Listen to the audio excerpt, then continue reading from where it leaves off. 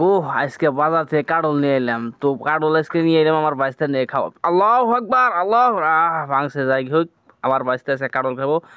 কেউ আহিনি আশেপাশের দিকে নিয়ে আমার বাইস্তার আমি খাই সেই দিন খাবো। ধরো বাবা খাও খাও খাও খাও, ওই যে খালি বাইস্তার কাডল ছাগল রখিলাই একটা আমি খাই দেখি কিমান লাগে। কাডল তো ভালোই মিঠা আছে দেখি, অত বেজাত কাডল আনি নাই, ভালোই কাডল আনছি ইয়া হয়েছে। নাও আরো কাডল খাবা? খাবো আর কাডল খাবো।